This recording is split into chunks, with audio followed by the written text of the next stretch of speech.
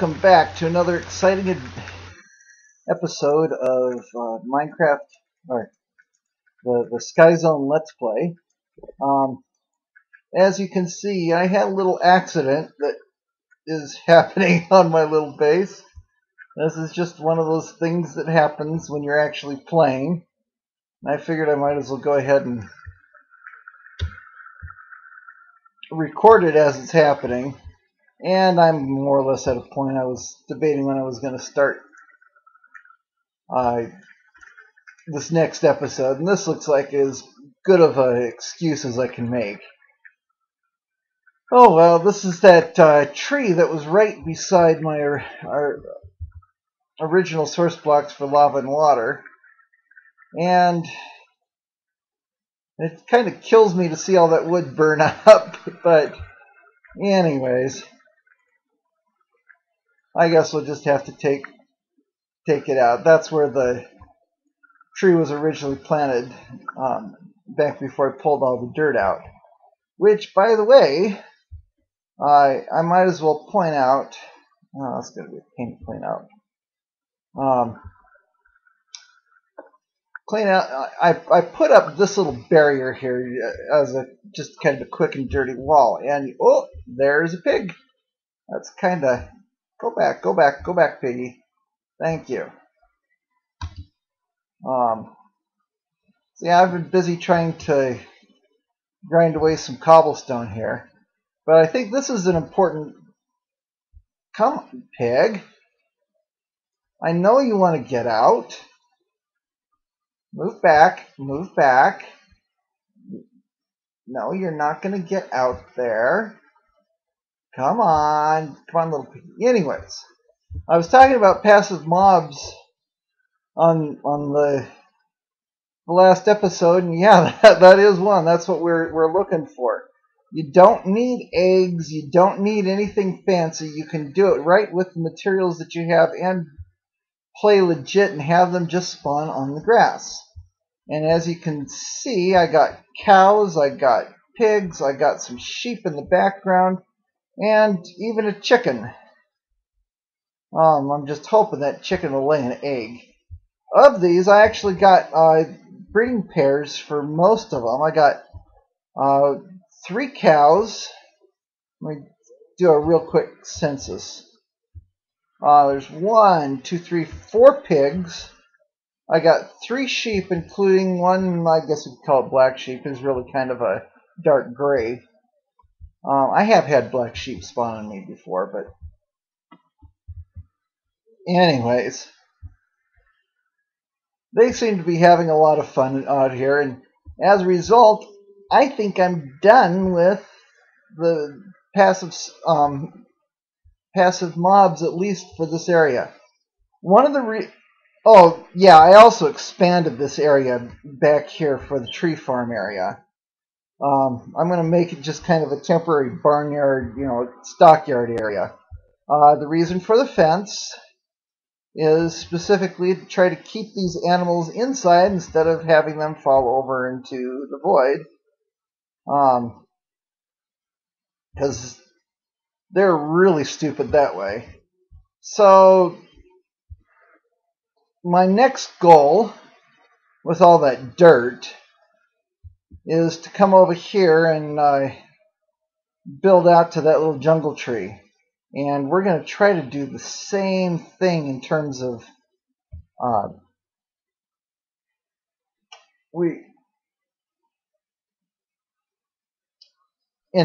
building a big grass area around there, because I want a kitty.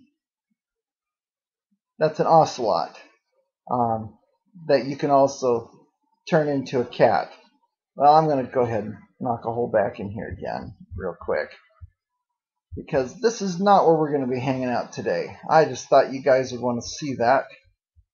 And note that I do have animals, and if you hear some animal noises, that's where they're coming from. But the big thing that... my poor tree. Anyways, my melon farm has been doing really well. In fact, I got several stacks of melon slices now. Next thing I want to do real quick, before we get carried away any further, is I want to get some melon seeds. Oh,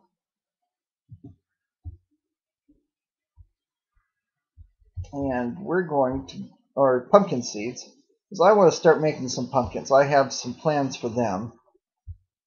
I think we got plenty of melons for the time being, so I'm going to go ahead and just take out these stalks too. I know that may seem painful, but I'm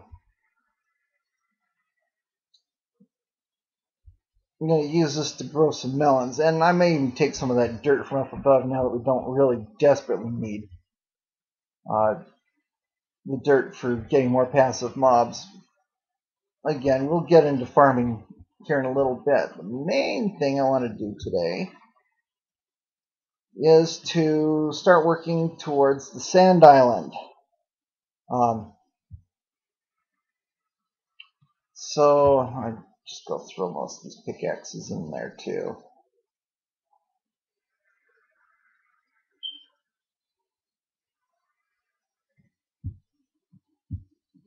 I think we'll be fine with just that one. Bring that down and I've been busy. I did a full chest of cobblestone. That's about what it took for me to to get the animals to spawn, was about that many blocks of cobblestone sitting in the grinder. But really, that's not that bad.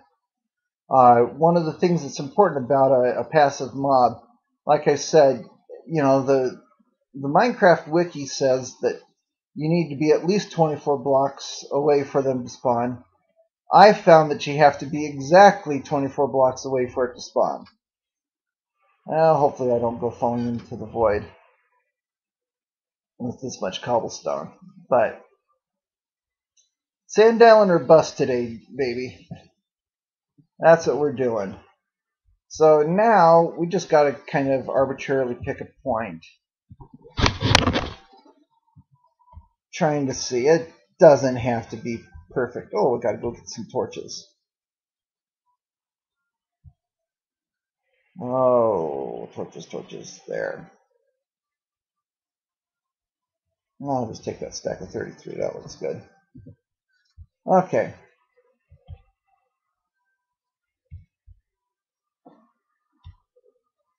Yeah, let's line it up under there. We can swing around, because I'm going to be building a platform anyways. What we want to do is we want to capture all that sand and bring it back here to the base. And there's a couple of different ways we can do that. But the most important thing is we just got to get out there. But you also have to get under the sand. Well, we're already below the level of the bottom of the sand right here for the level where we're at with the cobblestone generator. So that's really the toughest part, and we don't have to go and build another water elevator or anything. We can just build out from here. So anyways,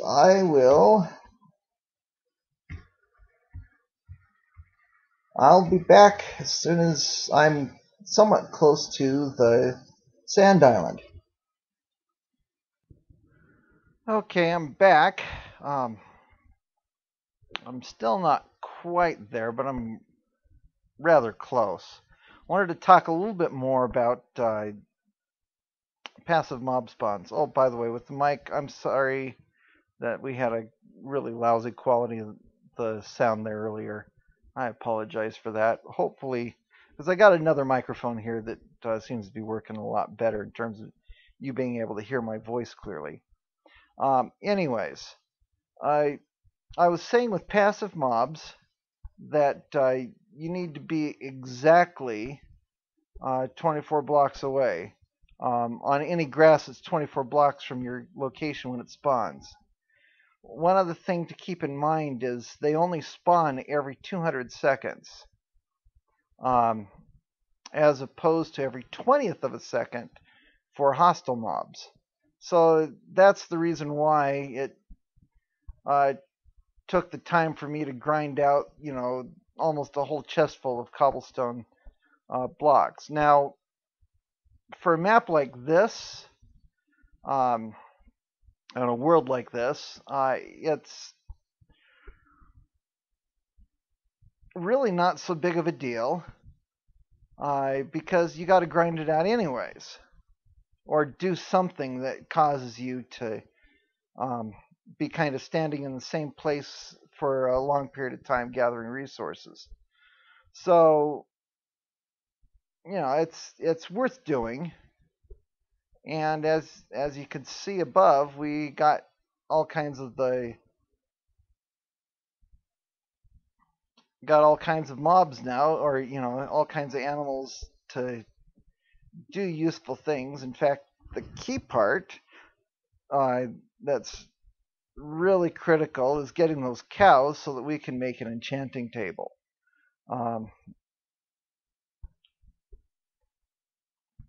Now, one other problem with the passive mobs that I've just noticed is, in addition to all the other rules, they seem to have some kind of limit in terms of the total number of mobs in the area. And this can be hostile mobs like creepers and zombies and skeletons and stuff like that, as well as even your villagers or anything. If there's anything even remotely nearby,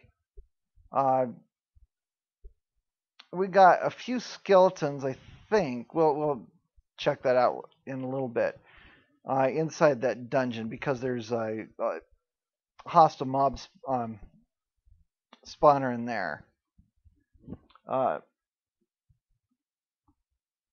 Anyways, those mobs also count if they're even somewhat close and if you have too many mobs of any kind, that can even be villagers. In fact, the villagers seem to definitely be counting against the passive mob cap. So there's basically a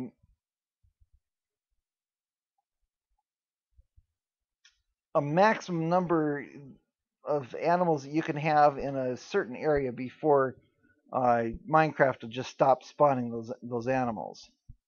That's a really common mistake that I've seen with some players, where they'll do something like have a chicken farm, or they'll have a...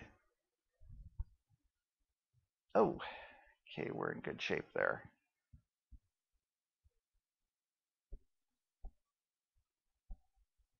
Can go throw some torches down here just so that we don't have some mobs spawning on us here. 1, 2, 3, 4, 5. Even though I could go the longer run of 7 here, I'm going to keep it 5. Torches are cheap. Okay. So now what I need to do is build up to there. I'm just going to go straight up here. Now, in terms of, if you notice, this one has 4 layers of sand. If I touch these blocks of sand here, they will fall, and they will fall all the way to the void, taking everything out on this platform,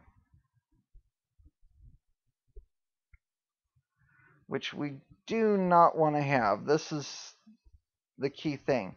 Now, I put 4 layers of sand here because I originally wanted to allow you to turn at least a few of these blocks of sand into glass for the purpose of making potions. That's a design decision I made while making the mod.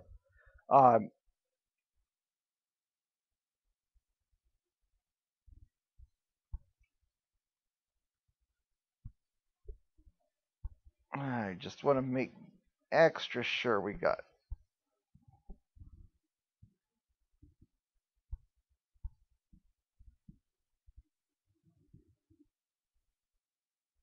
every block covered with probably some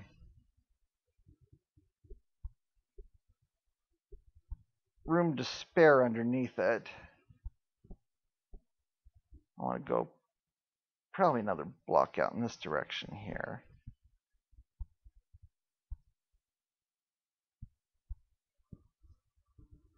Okay, and want to do the same over here. Now, one common complaint I've seen on threads that have discussed this map on the forums as well as just almost anywhere else, players are complaining that they want to have some sandstone or something underneath. Well, that's part of the challenge.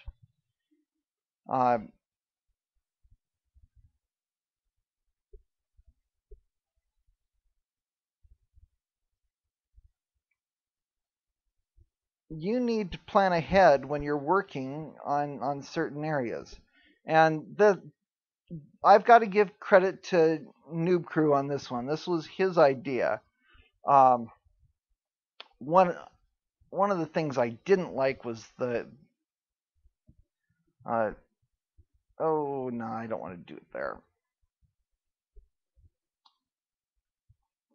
It was him putting a chest on, but otherwise I really like this.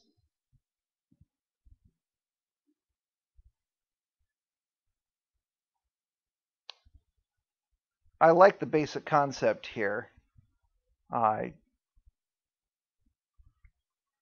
Okay, let's see if I can get this. And jump over. There we go.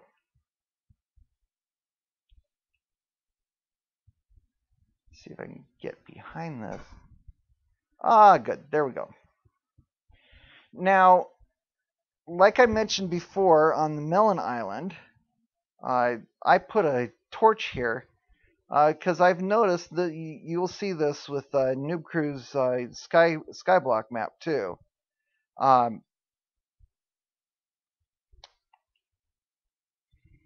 In this particular, he did not put a torch on here, and as a result, every once in a while an Enderman will spawn on here without the torch, and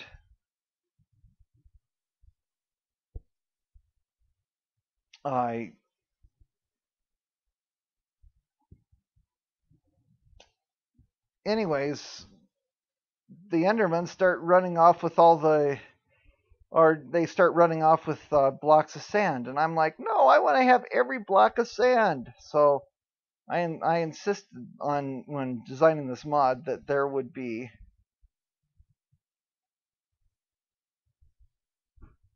I need to be careful there. I think I'm just going to take some fall damage. Let me try to make sure I don't fall into the void. There we go. We're in good shape. And I think this is where I got to be a little careful.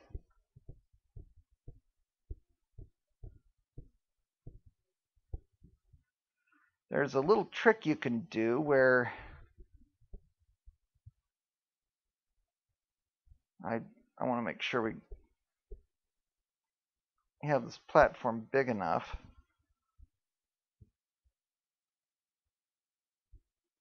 I want to be able to mark where that is so we can get back down. Anyways, you put a torch up, and as sand is falling, it won't just stop. It'll break up into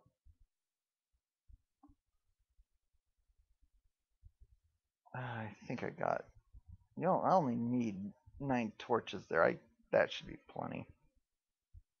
In fact, these two I don't really need. I just want to make sure that. Anyways, this way I don't even have to bother mining it. But we need to make this platform big enough so that they don't go falling off into the void. Just falling off the edge.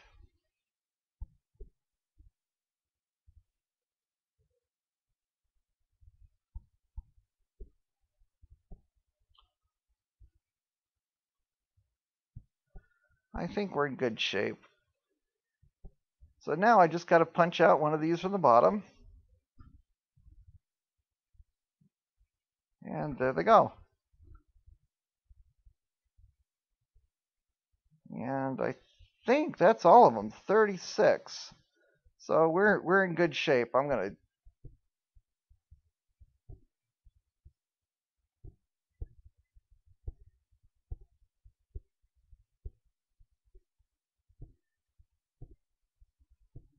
Okay. Yeah. I don't know if I'll bother. Yeah, I might as well go ahead and try to take this down. Actually, I want to take it down so that we don't have anything spawning on the top. Even if we lose a couple of those to the void, that's fine. I'll deal with this later.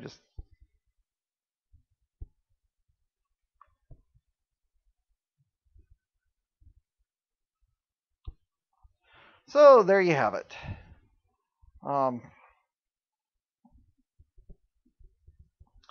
So now I got some reeds or sugar cane, depending on what you want to call that, and we got some cacti, and we got a bunch of sand. And I think the next episode we'll get into farming again. You know, desert farming. Ah, crap. Ah.